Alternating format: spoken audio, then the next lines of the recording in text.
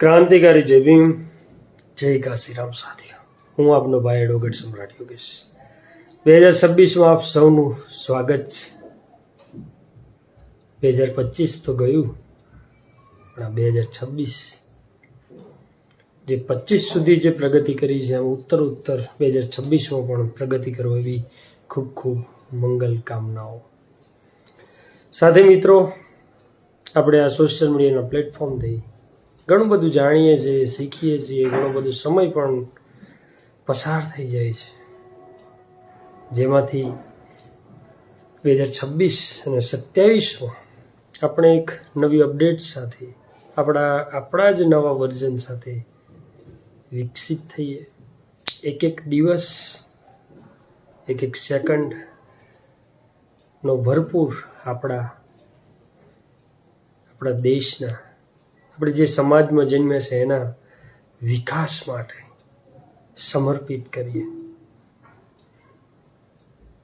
આપણું જીવન ફક્ત આપણા માટે નથી. આંબો હોય છે તો એનું ફળ જે કેરી એ ખુદ આંબો નથી ખાતો. પૃથ્વીના બીજા જીવજંતુઓથી લઈને આપણે માણસોથી લઈને તમામ પ્રાણીઓ ખાય છે, એ સામાજિક હોય કે જંગલી હોય. એવી જ રીતે જીવનનું આ જ મહત્વ છે કે આપણું જીવન આપણા માત્ર પોતાના માટે નહીં, પણ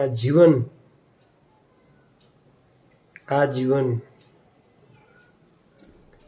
કંઈક એવું આ દેશને, આ પૃથ્વીને, આ સમાજને કંઈ આપીને જઈએ કે એનું જીવન સરળ બને, સ્વાભિમાન ભર્યું બને. વર્તમાનમાં જે દેખાતા પ્રશ્નો હોય એનું કાયમી સોલ્યુશન આવે. એ માટે પોતાના જીવનનો કિંમતી સમય વાપરવો જોઈએ. આપણા મહાપુરુષોનું તો જીવન એ જ છે, એટલે જ તો એ મહાપુરુષ.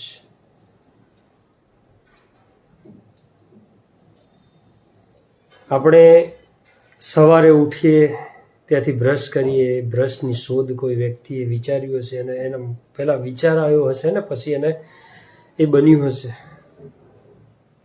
આ મોબાઈલ, આપણે જે બાઇક, ફોર વ્હીલ, જે લાઇટ, જે ઇન્ટરનેટ, આ તમામ આપણા જીવનને એટલું સરળ બનાવે છે. એના વગર આપણે આજે જીવી નથી શકતા. એ કોઈના દિમાગમાં, કોઈ ખોપડીમાં વિચાર આવ્યો હશે ત્યારે એ આજે આકાર લીધો અને આપણું જીવન સરળ બને છે.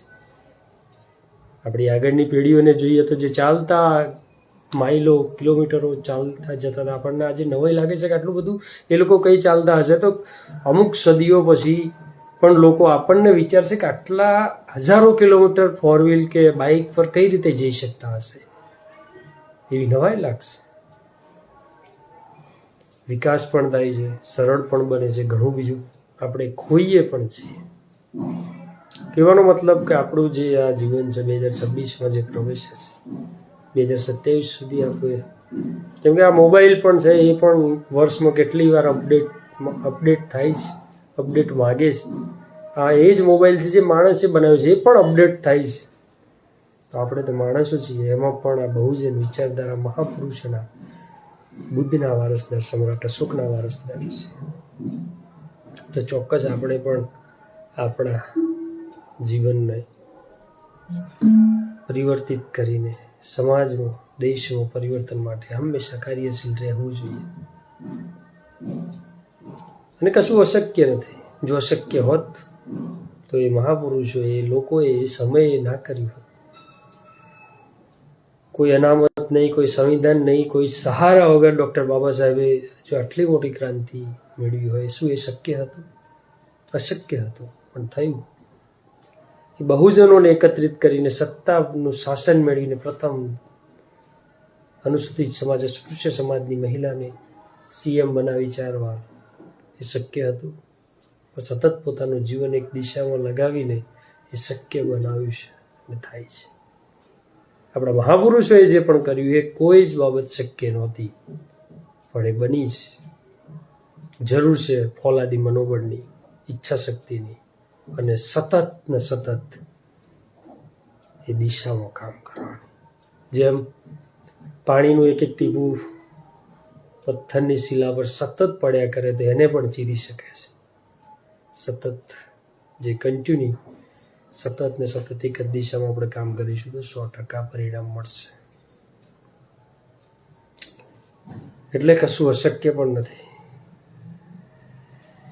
જ્યારે આ મોબાઈલની કોઈકને મનમાં વિચાર આવ્યો હશે કે આવું દૂર બેસીને અહીંથી માઇલો દૂર લોકો જોડે આપણે વાતો કરીશું, આવું કોઈ જોડે કોઈ વાત કરતો હશે જે વ્યક્તિ આ મોબાઈલની શોધ કરી, રામબેલ લગભગ નામ હું ભૂલી ગયો છું, જેણે પણ આ મોબાઈલની શોધ કરી છે, એ કોઈને વાત કરીએ છે તો એને લોકો ગાંડો કહેતા હશે કે એવું ક્યારે હોય કે અહીંથી આટલા કિલોમીટર દૂર વાત કરી શકે, આવું યંત્રની શોધ, બધા એને હસતા હશે. અશક્ય બાબત હતી જે વખતે. એટલે કે મહાપુરુષો, મહાન વ્યક્તિઓ આ જ ખાસિયત છે કે જે આખી દુનિયા એને અશક્ય કે પણ એ એના દિમાગમાં એકવાર એ નક્કી કરી લે, સતત એ દિશામાં પ્રયત્નો કરે તો શક્ય બન્યું છે શક્ય. રાઇટ્સ બ્રધર્સ, જેને વિમાનનું, લોકો એને હસતા છે કે આવી રીતે ઉડાતું હોય, ઉડી છે. એ સમયના લોકો એને કેવો ગાંડો સમજતા, એ સમયના લોકો એને ગાંડો સમજતા, એ બંને રાઇટ બ્રધર્સને ગાંડા સમજતા હશે. પણ આજે ઉડીએ છીએ, 1000 માઇલ કલાકોમાં પૂરા કરીએ છીએ. એવી જ રીતે ડૉક્ટર બાબા સાહેબે જે તે સભામાં જ્યારે કીધું હશે કે જાઓ अपनी घरों की दीवालों पे लिख दो हम इस देश के शासक हैं, ત્યારે પણ સામે બેઠેલો વર્ગ જે સાંભળતા હશે, વાંચતા હશે બાબા સાહેબને, એ હસતા હશે કે આપણે ઘરોને હજુ તો દિવાલો નથી, લાકડાના પેલા લાકડાથી ઝાપડું બનાવે ને એવી રીતે લાકડા ગોઠવીને હતી, કોઈ દિવાલો નહોતી. એ સમયે બાબા સાહેબ કહેતા, લોકો હસતા હશે કે આ બે ચોપડી આ વ્યક્તિ ભણી ગયો હતા, કેવી ગાંડા જેવી વાતો કરે કે જાઓ લિખ દો हम इस देश के शासक है. અને એ જ બાબત માન્યવર કાંશીરામ સાહેબે, બહેન કુમારી માયાવતીજીએ સાબિત કરી છે. શું એ શક્ય હતું? શક્ય થયું છે. જરૂર છે દ્રઢ મનોબળ, ફોલાદી મનોબળ, ઈચ્છા શક્તિ, સતત એક દિશામાં સતત કામ કરતા રહેવું જ્યાં સુધી પરિણામ ના મળે. દશરથ માનજી જે હથોડી અને સીણીથી આખા પહાડને ચીરી નાખે છે, કેટલી તાકાત છે, કેટલું મજબૂત મનોબળ છે સતત ને સતત, કે આજે મરીને પણ આપણી વચ્ચે જીવિત છે. હજારો એવા ઉદાહરણો આપણા મહાપુરુષોના જીવનમાંથી આપણે લઈ શકીએ છીએ. તો 2026માં માત્ર વાતો નહીં પણ મજબૂતાઈથી, તાકાતથી, નિષ્ઠાથી, ઈમાનદારીથી આપણે સૌ સાથે મળીને લાગીશું, ચોક્કસ પરિણામ આ ગુજરાતને મળશે. શું ખબર આપણો જન્મ જ આ ગુજરાતમાં પરિવર્તન લાવવા માટે થયો હોય. તો પૂરા વિશ્વાસથી, પૂરા ફોલાદી મનોબળથી આપણે આગળ વધીશું. એ જ મહાપુરુષોએ જે કીધું એ જ દિશામાં, એ જ થિયરી અને મજબૂતાઈથી આ ગુજરાતમાં, આ દેશમાં, આ સમાજમાં પરિવર્તન માટે આપણે આપણા જીવનના હરેક દિવસ, હરેક મિનિટ સતત લગાવીશું અને પરિણામ મેળવીશું. તો વિશેષ મારી બીજી કોઈ વાત નથી, પણ આ સોશિયલ મીડિયાનું એક પ્લેટફોર્મ છે કે આપણો વિચાર, આપણી વાત હજારો લોકો સુધી ગણતરીના સમયમાં પહોંચાડી શકીએ છીએ. તો જેનો આ ઉપયોગ છે, અને આવા આપણા જેવા જે વિચારો, હકારાત્મક વ્યક્તિઓ છે જે કંઈક પરિવર્તન ઈચ્છે છે, એના સુધી પહોંચે તો સંપર્કમાં આવીને આપણે સાથે મળીને બહુ જલ્દીથી, જે અમુક વર્ષો પછી મળવાનું હોય અમુક વર્ષો પહેલાં મળી જાય તો એ થશે, એમ જરૂર થશે. તો મારું આ 2026માં આપ સૌને મારો આ વિચાર, મારી આ વાત, મારી આ મંગલ કામનાઓ આ જ છે. તો આવો આપણે સૌ સાથે મળી પરિણામલક્ષી કામ કરીએ. જય ભીમ, જય કાશીરામ.